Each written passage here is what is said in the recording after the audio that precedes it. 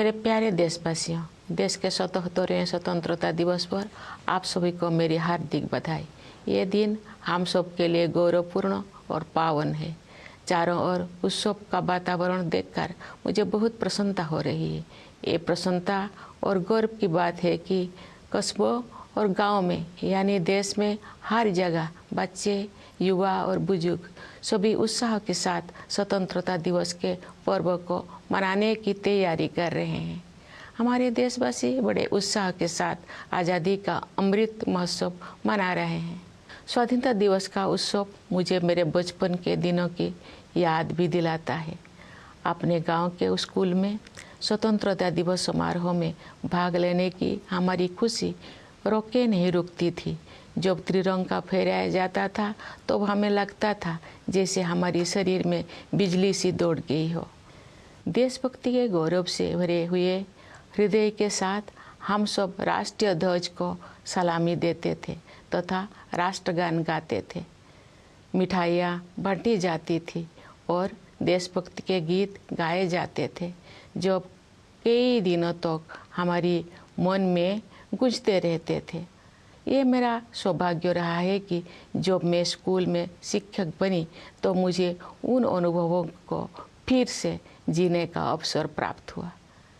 जब हम बड़े होते हैं तो हम अपने खुशी को बच्चों की तरह व्यक्त नहीं कर पाते, लेकिन मुझे विश्वास है कि राष्ट्रीय पर्व से जुड़े देशभक्ति की गहरी भावना में तनिक भी कमी नहीं आती है। स्वतंत्रता दिवस हमें ये याद दिलाता है कि हम केवल एक व्यक्ति ही नहीं है, बल्कि हम एक ऐसे महान जन समुदाय का हिस्सा है जो अपनी तरह का सबसे बड़ा और जीवंत समुदाय है। ये विश्व के सबसे बड़े लोकतंत्र के नागरिकों का समुदाय है। जब हम स्वतंत्रता दिवस समारोह मनाते हैं तो वास्तव में हम एक महान लोकतंत्र के नागरिक होने का उत्सव भी मनाते हैं। हमें हर एक की अलग अलग पहचान है। जाति, पंथ, भाषा और क्षेत्र के अलावा हमारी अपने परिवार और कार्य क्षेत्र से जुड़े पहचान भी होती है, लेकिन हमारी एक पहचान ऐसे है जो इन सबसे ऊपर है और हमारी वो पहचान है भारत का नागरिक होना। हम सभी समान रूप से इस महान देश के नागरिक हैं। हम सबको समान अवसर और अधिकार उपलब्ध है तथा हमारे कर्तव्य भी समान है। लेकिन ऐसा हमेशा नहीं था। भारत लोकतंत्र की जननी है और प्राचीन काल में भी हमारे यहाँ जमीनी स्तर पर लोकतांत्रिक संस्थाएं विद्यमान थी, किंतु लंबे समय तक चले उपनिवेशिक शासन ने उन लोकतांत्रिक संस्थाओं को मिटा दिया था। 15 अगस्त 1947 के दिन देश ने एक नया सपेरा देखा। उस दिन हमने विदेशी शासन से तो आज़ादी हासिल की है, हमने अपनी नियति का निर्माण करने की स्वतंत्रता भी प्राप्त की। हमारी स्वाधीनता के साथ विदेशी शासकों द्वारा उपनिवेशों को छोड़ने का दौर शुरू हुआ और उपनिवेशवाद समाप्त होने लगा। हमारे द्वारा स्वाधीनता के लक्ष्यों को प्राप्त करना तो महत्वपूर्ण था ही, लेकिन उससे भी अधिक उल्लेखनीय है हमारे स्वाधीनता संग्राम का अनोखा तरीका। महात्मा गांधी तथा अनेक असाधारण एवं दूरदर्शी विभूतियों के नेतृत्व में हमारा राष्ट्रीय आंदोलन अद्वितीय आदर्श से अनुप्राणित था। गांधी जी तथा अन्य महानायकों ने भारत की आत्मा को फिर से जगाया और हमारी महान सभ्यता के मूल्यों का जन जन में संचार किया। भारत के ज्वलंत उदाहरण का अनुसरण करते हुए हमारे स्वाधीनता संग्राम की आधारशिला सत्य और अहिंसा को पूरी दुनिया के अनेक राजनीतिक संघर्षों में सफलतापूर्वक अपनाया गया है। स्वतंत्रता दिवस की पूर्व संध्या पर मैं भारत के नागरिकों के साथ एकजुट होकर सभी ज्ञात और अज्ञात स्वतंत्रता सेनानियों को कृतज्ञतापूर्वक श्रद्धांजलि अर्पित करती हूँ। उनके असंख्य बलिदानों से भारत ने विश्व समुदाय में अपना स्वाभिमानपूर्ण स्थान फिर से प्राप्त किया। मातंगिनी हाजरा और कनकलता बरुआ जैसे वीरांगनाओं ने भारत माता के लिए अपने प्राण निछावर कर दिया। माँ कस्तूरबा राष्ट्रपिता महात्मा गांधी के साथ कदम से कदम मिलाकर सत्याग्रह के मार्ग पर चलती रही। सरोजिनी नायडू, ओमू स्वामीनाथन, रमा देवी, अरुणा आसफ अली और सुचेता कृपलानी जैसे अनेक महिला विभूतियों ने अपने बाद की सभी पीढ़ियों की महिलाओं के लिए आत्मविश्वास के साथ देश तथा समाज की सेवा करने के प्रेरक आदर्श प्रस्तुत किए हैं। आज महिलाएं विकास और देश सेवा के हर क्षेत्र में बढ़ चढ़कर योगदान दे रही हैं तथा राष्ट्र का गौरव बढ़ा रहे हैं। आज हमारी महिलाओं ने ऐसे अनेक क्षेत्रों में अपना विशेष स्थान बना लिया है जिनमें कुछ दशकों को पहले उनकी भागीदारी की कल्पना भी नहीं की जा सकती थी। मुझे ये देखकर प्रसन्नता होती है कि हमारे देश में महिलाओं के आर्थिक सशक्तिकरण पर विशेष ध्यान दिया जा रहा है। आर्थिक सशक्तिकरण से परिवार और समाज में महिलाओं की स्थिति मजबूत होती है। मैं सभी देशवासियों से आग्रह करती हूँ कि वे महिला सशक्तिकरण को प्राथमिकता दें। मैं चाहूँगी कि हमारी बहनें और बेटियाँ साहस के साथ हर तरह की चुनौतियों का सामना करें और जीवन में आगे बढ़ें। महिलाओं का विकास स्वाधीनता संग्राम के आदर्श में शामिल है। प्यारे देशवासियों, स्वतंत्रता दिवस हमारे लिए अपने इतिहास से पुनः जुड़ने का अवसर होता है। ये हमारे वर्तमान का आकलन करने और भविष्य की राह बनाने के बारे में चिंतन करने का अवसर भी है। आज हम देख रहे हैं कि भारत ने न केवल विश्व मंच पर अपना यथाचित स्थान बनाया है, बल्कि अंतर्राष्ट्रीय व्यवस्था में अपनी प्रतिष्ठा को बढ़ाया भी है। अपनी यात्राओं और प्रवासी भारतीयों के साथ बातचीत के दौरान मैंने अपने देश के प्रति उनमें एक नया विश्वास तथा गौरव का भाव देखा है। भारत पूरी दुनिया में विकास के लक्ष्यों और मानवीय सहयोग को बढ़ावा देने में महत्वपूर्ण भूमिका निभा रहा है। भारत ने अंतर्राष्ट्रीय मंच पर अग्रणी स्थान बनाया है तथा G20 देशों की अध्यक्षता का दायित्व भी संभाला है। चूँकि G20 समूह दुनिया की 2/3 जनसंख्या का प्रतिनिधित्व करता है, इसीलिए ये हमारे लिए वैश्विक प्राथमिकताओं को सही दिशा में ले जाने का एक अद्वितीय अवसर है। G20 की अध्यक्षता के माध्यम से भारत व्यापार और वित्त के क्षेत्र में हो रही निर्णयों को न्याय संगत प्रगति की ओर ले जाने में प्रयासरत है। व्यापार और वित्त के अलावा मानव विकास से जुड़े विषय भी कार्यसूची में शामिल किए गए हैं। ऐसे कई मुद्दे जो पूरे मानवता के लिए महत्वपूर्ण है और किसी भौगोलिक सीमा से बंधे हुए नहीं है।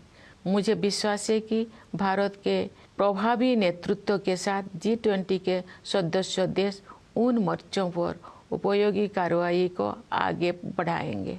भारत की G20 की अध्यक्षता में एक नई बात यह है कि डिप्लोमेसी को जमीन से जोड़ा गया है। एक अंतर्राष्ट्रीय राजनयिक गतिविधि में लोगों की भागीदारी को प्रोत्साहित करने के लिए अपनी तरह का पहला अभियान चलाया गया है। उदाहरण के लिए ये देखकर मुझे अच्छा लगा कि स्कूलों और कॉलेजों में G20 से जुड़े विषयों पर आयोजित की जा रही गतिविधियों में विद्यार्थी उत्साहपूर्वक भाग ले रहे हैं। G20 से जुड़े कार्यक्रम के बारे में सभी नागरिकों में बहुत उत्साह देखने को मिल रहा है। प्यारे देशवासियों, सशक्तिकरण की भावना से युक्त इस उत्साह का संचार आज संभव हो पाया है क्योंकि हमारा देश सभी मोर्चों पर अच्छी प्रगति कर रही है। मुश्किल दौर में भारत की अर्थव्यवस्था न केवल समर्थ सिद्ध हुई है बल्कि दूसरों के लिए आशा का स्रोत भी बनी है। विश्व की अधिकांश अर्थव्यवस्थाएं नाजुक दौर से गुजर रही है।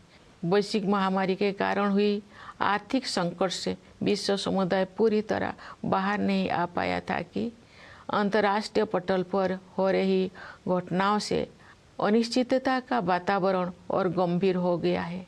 फिर भी सरकार कठिन परिस्थितियों का अच्छी तरह सामना करने में सक्षम रही है।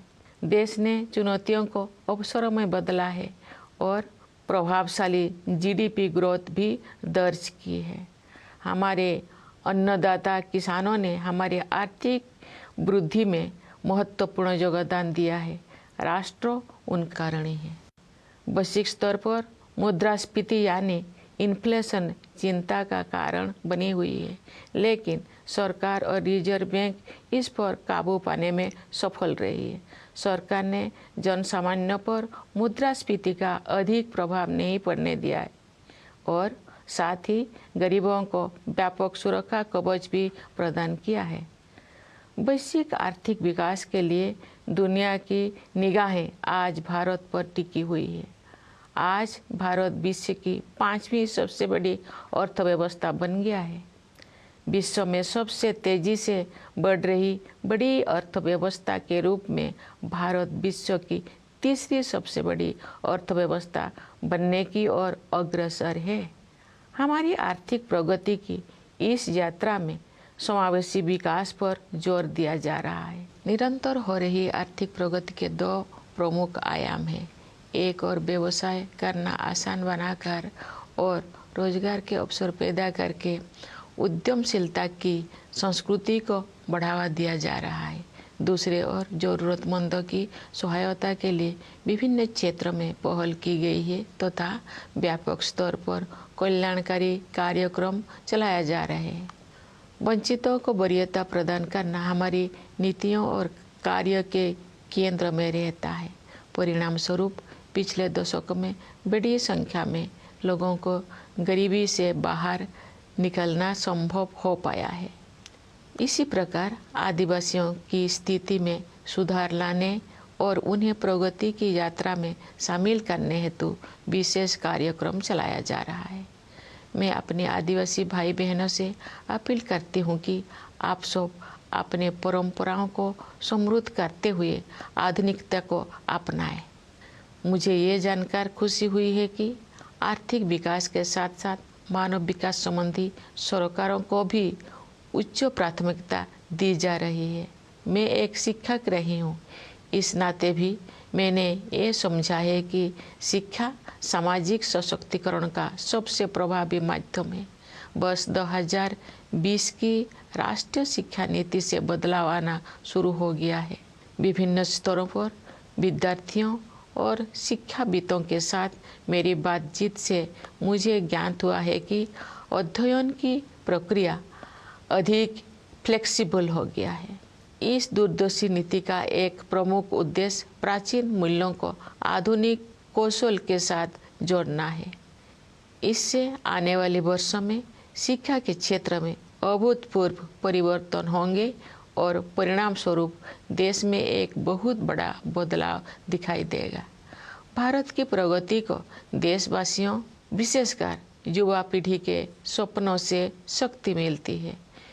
विकास के अनंत संभावनाएं देशवासियों की प्रतीक्षा कर रही है। स्टार्टअप से लेकर खेलकूद तक हमारे युवाओं ने उत्कृष्टता के नई आसमानों की उड़ान भरी है। आज के नई भारत की महत्वाकांक्षाओं के नई क्षितिज असीम है। भारतीय अंतरिक्ष अनुसंधान संगठन नई ऊंचाई को छू रहा है और उत्कृष्टता के नए आयाम स्थापित कर रहा है। इस वर्ष इसरो ने चंद्रयान 3 लॉन्च किया है, जो चंद्रमा की कक्षा में प्रवेश कर चुका है और कार्यक्रम के अनुसार उसका विक्रम नामक लैंडर तथा प्रज्ञान नामक रोवर अगले कुछ ही दिनों में चंद्रमा पर उतरेगा। हम सभी के लिए वो गौरव का क्षण होगा और मुझे भी उस पल का इंतजार है। चंद्रमा का अभियान अंतरिक्ष के हमारे भावी कार्यक्रम के लिए केवल एक सीढ़ी है। हमें बहुत आगे जाना है। अंतरिक्ष अभियान में ही नहीं बल्कि धरती पर भी हमारे वैज्ञानिक और टेक्नोलॉजिस्ट देश का नाम रोशन कर रहे हैं। अनुसंधान, नवाचार तथा उद्यमशीलता को बढ़ावा देने के लिए अगले 5 वर्षों में 50,000 करोड़ रुपये की राशि के साथ सरकार द्वारा अनुसंधान नेशनल रिसर्च फाउंडेशन स्थापित किया जा रहा है। ये फाउंडेशन हमारी कॉलेजों, विश्वविद्यालयों और अनुसंधान केंद्रों में रिसर्च एवं डेवलपमेंट को आधार प्रदान करेगा, उन्हें विकसित करेगा तथा आगे ले जाएगा। प्यारे देशवासियों, ज्ञान विज्ञान में उत्कृष्टता प्राप्त करना ही हमारा लक्ष्य नहीं है, बल्कि हमारे लिए ये मानवता के विकास के साधन है। एक क्षेत्र जिस पर पूरे विश्व के वैज्ञानिकों और नीति निर्माताओं को और अधिक तत्परता से ध्यान देना चाहिए वो है जलवायु परिवर्तन। हाल के वर्षों में बड़ी संख्या में एक्सट्रीम वेदर इवेंट्स हुई है। देश के कुछ हिस्सों में असाधारण बाढ़ का सामना करना पड़ा है, कुछ स्थान सूखे की मार झेलते हैं। इन सब का एक प्रमुख कारण ग्लोबल वार्मिंग को भी माना जाता है। अतः पर्यावरण के हित में स्थानीय, राष्ट्रीय तथा वैश्विक स्तर पर प्रयास करना अनिवार्य है। इस संदर्भ में ये उल्लेखनीय है कि रिन्यूएबल एनर्जी के क्षेत्र में हमने अभूतपूर्व लक्ष्यों को प्राप्त किया है। अंतर्राष्ट्रीय सौर ऊर्जा अभियान को भारत ने नेतृत्व प्रदान किया है। अंतर्राष्ट्रीय प्रतिबद्धताओं को पूरा करने में हमारा देश अग्रणी भूमिका निभा रहा है। विश्व समुदाय को हमने लाइफ यानी लाइफस्टाइल फॉर एनवायरनमेंट का मंत्र दिया है। प्यारे देशवासियों, असामान्य मौसम की घटनाएं सभी पर असर डालती है, लेकिन गरीब और वंचित वर्गों के लोगों पर उनका और अधिक प्रभाव पड़ता है। शहरों और पहाड़ों क्षेत्रों के जलवायु परिवर्तन की स्थितियों का सामना करने के लिए विशेष रूप से सक्षम बनाने की आवश्यकता है। मैं ये कहना चाहूँगी कि लोभ की संस्कृति दुनिया को प्रकृति से दूर करती है और अब हमें ये एहसास हो रही है कि हमें अपनी जड़ों की ओर लौटना चाहिए। आज भी अनेक जनजातीय समुदाय ऐसे हैं जो प्रकृति के बहुत करीब और प्रकृति के साथ सौहार्द बनाकर रहते हैं। उनके जीवन मूल्यों और जीवन शैली क्लाइमेट एक्शन के क्षेत्र में अमूल्य शिक्षा प्रदान करते हैं। जनजातीय समुदायों द्वारा युगों से अपना अस्तित्व बनाए रखने के रहस्यों को एक शब्द में ही व्यक्त किया जा सकता है और शब्द है हमदर्दी। जनजातीय समुदाय के लोग प्रकृति को माता समझते हैं तथा उसकी सभी संतानों अर्थात वनस्पतियों और जीव जंतुओं के प्रति सहानुभूति रखते हैं। कभी कभी दुनिया में हमदर्दी की कमी महसूस होती है, लेकिन इतिहास साक्षी है कि ऐसे दौर केवल कुछ समय के लिए ही आते हैं, क्योंकि करुणा हमारा मूल स्वभाव है। मेरा अनुभव है कि महिलाएं हमदर्दी के महत्व को और अधिक गहराई से महसूस करती है और जब मानवता अपनी राह से भटकती है तो वे सही रास्ता दिखाती है। हमारे देश ने नई संकल्पों के साथ अमृत काल में प्रवेश किया है तथा हमें भारत का वर्ष 2047 तक एक विकसित राष्ट्र बनाने की दिशा में आगे बढ़ रहे हैं। आइए हम सभी अपने संवैधानिक मूल कर्तव्यों को निभाने का संकल्प लें तथा व्यक्तिगत और सामूहिक गतिविधियों के सभी क्षेत्र में उत्कृष्ट की ओर आगे बढ़ने का सतत प्रयास करें, ताकि हमारा देश निरंतर उन्नति करते हुए कर्मठता तथा उपलब्धियों की नई ऊंचाइयां हासिल करे। प्यारे देशवासियों, हमारा संविधान हमारा मार्गदर्शक दस्तावेज है। संविधान की प्रस्तावना में हमारे स्वाधीनता संग्राम के आदर्श समाहित है। आइए हम अपने राष्ट्र निर्माताओं के सपनों को साकार करने के लिए सद्भाव और भाईचारे की भावना के साथ आगे बढ़े। स्वतंत्रता दिवस की पूर्व संध्या पर मैं पुनः आप सबको विशेष रूप से सीमाओं की रक्षा करने वाले सेना के जवानों, अंतरिक्ष सुरक्षा प्रदान करने वाले सभी बलों एवं पुलिस के जवानों तथा दुनिया के विभिन्न हिस्सों में रहने वाले प्रवासी भारतीयों को बधाई देती हूँ। सभी प्यारे देशवासियों को बहुत बहुत शुभकामनाएं। धन्यवाद। जय हिंद, जय Bharat.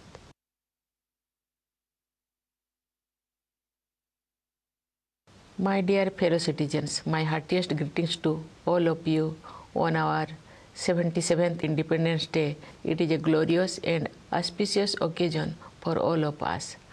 I am overjoyed to see that festivity is in the air. It is a matter of delight as well as pride for us to see how everyone, children, youth, and the elderly in cities and villages everywhere in India are excited and preparing to celebrate this festival of our freedom. The people have been celebrating Azadi Ka Amrit Mahotsav with great enthusiasm. Independence Day celebrations also remind me of my childhood days. We could not contain our excitement of participating in the Independence Day celebrations in our village school. When the tricolor was hosted, we felt an electrifying energy pass through us. With our hearts full of patriotic pride, we salute the national flag and sang the national anthem. Sweets were distributed and patriotic songs were sung, which kept playing in our minds for many days. I was fortunate in having an opportunity to relive these experiences when I became a school teacher. When we grow up, we may not remain as expressive of our joy as children are, but I am sure that the intensity of the patriotic feelings associated with the celebration of national festival is not diminished at all. Independence Day reminds us that we are not merely individuals, but we are part of a great community of people. It happens to be the biggest and the greatest community of its kind. It is the community of the citizens of the world's largest democracy. What we celebrate on Independence Day is the fact that we are part of a great democracy. Each of us has many identities, apart from caste, creed, language, and region. We are also identified with our families and professions. But there is one identity that is above all, that is our identity as citizens of India. Each one of us is an equal citizen. Each one of us has an equal opportunity, equal rights, and equal duties in this land. But it was not always so. India is the mother of democracy, and since ancient times, we had democratic institutions functioning at the grassroots. But long years of colonial rule wiped them out. On 15th August 1947, the nation woke up to a new dawn. We not only own freedom from foreign rule, but also the freedom to rewrite our destiny. With our independence began the era of foreign rulers withdrawing from many colonies, and colonialism drew close to its end. What is special about our freedom struggle is not only the fact that its objective was achieved, but also how it was fought. Under the leadership of Mahatma Gandhi and a galaxy of extraordinary visionary leaders, our national movement was animated by a unique set of ideals. Gandhiji and others rekindled the soul of India and helped the nation rediscover its civilizational values. Following India's shining example, truth and non-violence, the cornerstone of our resistance, has been successfully employed in many political struggles around the world. On the eve of Independence Day, I join my fellow citizens in paying grateful tribute to the known and unknown freedom fighters whose sacrifices have made it possible for India to regain its rightful place in the Committee of Nations. Great women freedom fighters like Matangini Hajra and Kanakolata Borua laid down their lives for Bharat Mata. Ma Kasturba matched the father of the nation, Mahatma Gandhi, every step of the way on the difficult path of Satyagraha.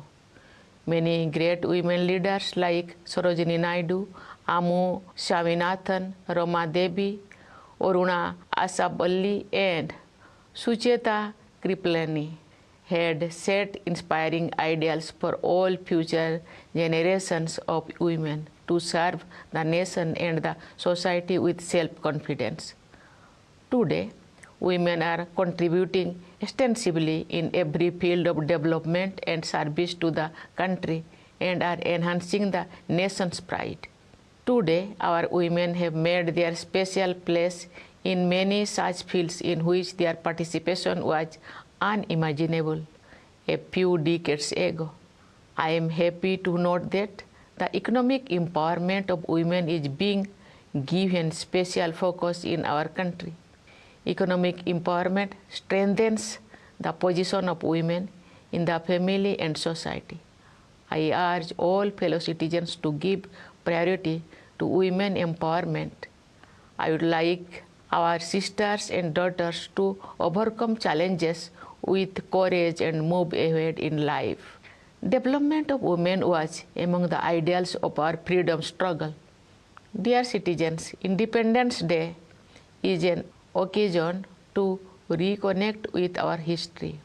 It is also an occasion to assess our present and reflect about our way forward.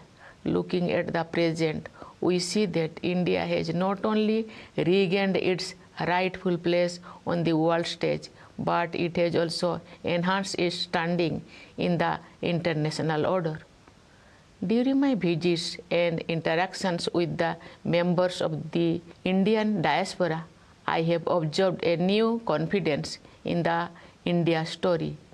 India is playing a crucial role in promoting developmental and humanitarian goals around the world. It has also assumed leadership of international forums, especially the presidency of G20. As the G20 represents 2/3 of the world population, this is a unique opportunity to help shape global discourse in the right direction. With the G20 presidency, India can nudge decision-making in trade and finance towards equitable progress. Beyond trade and finance, matters of human development too are on the agenda. There are many global issues that concern all humanity and are not limited by geographical boundaries. I am confident that with India's proven leadership in dealing with global issues, member nations will be able to advance effective action on these fronts. What is notable in India's presidency of G20 is the way this diplomatic activity has been taken to the grassroots. There has been a first of its kind campaign to encourage people's participation. It is delightful to see, for example, students enthusiastically participating in diverse contexts organized in schools and colleges touching upon the themes of G20. All the citizens are enthusiastic about events related to G20. Dear fellow citizens, this enthusiasm along with a sense of empowerment is possible because the nation has been taking great strides on all fronts. India's economy has proven to be not only resilient during turbulent times, but is also a beacon of hope for others. The world economy is passing through a delicate stage as the pandemic has been followed by international events that have added to the air of uncertainty. Yet, the government has been able to navigate the stormy waters very well. India has converted challenges into opportunities and has recorded high GDP growth. Our Annadata farmers have contributed significantly to our economic growth. The nation feels indebted to them. Inflation at the global level remains a cause for worry. But in India, the government and the Reserve Bank have managed to contain it. The government has succeeded in protecting the common people from high inflation, while also providing a more extensive security cover to the poor. The world looks up to India for global economic growth. The continued economic progress is driven by a two-pronged strategy. On the one hand, there is a sustained push to unleash the forces of enterprise by making it easier to do business and generate job opportunities. On the other, proactive and expanded welfare initiatives for the needy have been taken in various domains. Giving priority to the deprived remains the focus of our policies and actions that have lifted a large number of people out of poverty in the last decade. Similarly, there are specific programs to improve the conditions of tribals and encourage them to join the journey of progress. I appeal to our tribal brothers and sisters to enrich their traditions while embracing modernity. I am happy to note that along with economic growth, human development concerns have also been accorded high priority. Having been a teacher also, I have realized that education is the greatest tool of social empowerment. The National Education Policy of 2020 has started making a difference. From my interactions with students as well as educationists at various levels, I gather that the learning process has become more flexible. The visionary policy, which aims to merge ancient values with modern skills, will bring in unprecedented changes in the education sectors over the years, leading to a great transformation of the nation.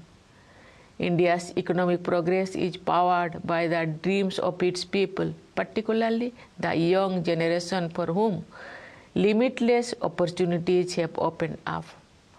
From startups to sports, our youth have explored new horizons of excellence.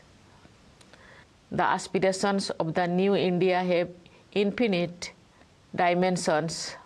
The Indian Space Research Organization keeps scaling new heights and setting higher benchmarks of excellence.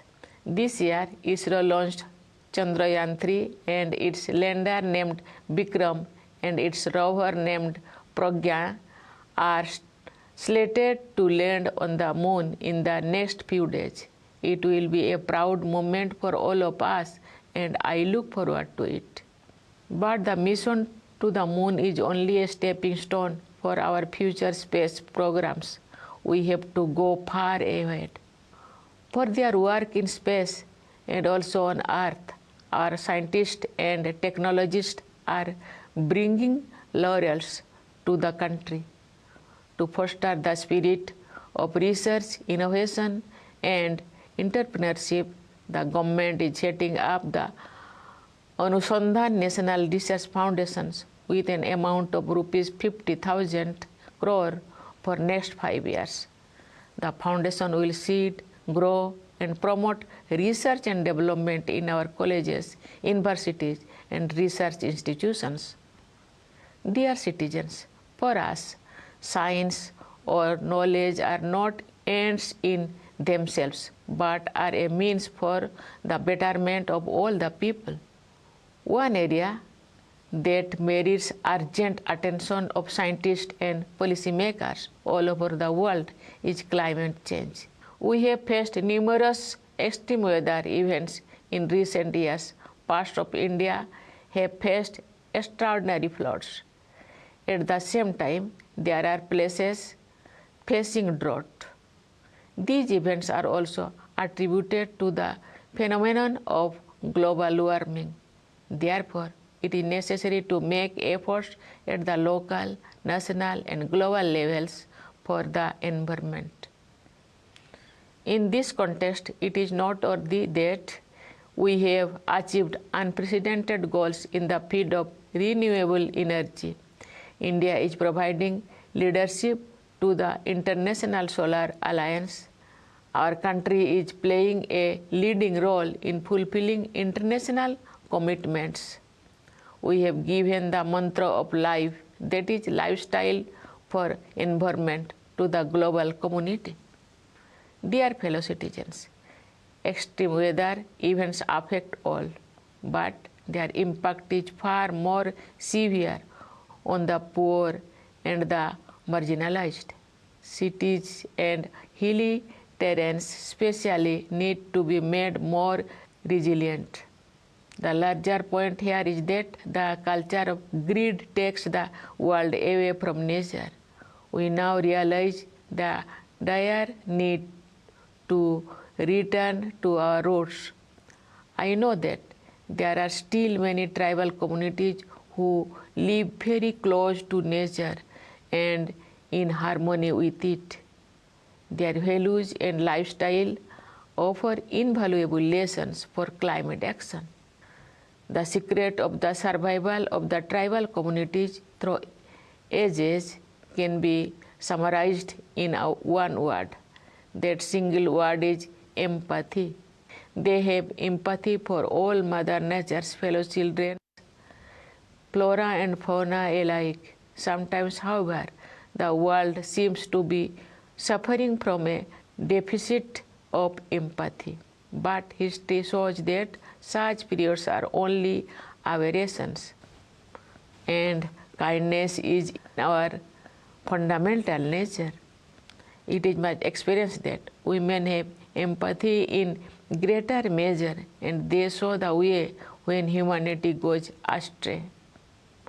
Our country has entered Amrit Kal with new resolutions, and we are moving forward towards making India an inclusive and developed nation by the year 2047. Let us all take a pledge to perform our fundamental duty to strive towards excellence in all spheres of individual and collective activity, so that the nation constantly rises to higher levels of endeavor and achievement. Dear fellow citizens, our Constitution is our guiding document.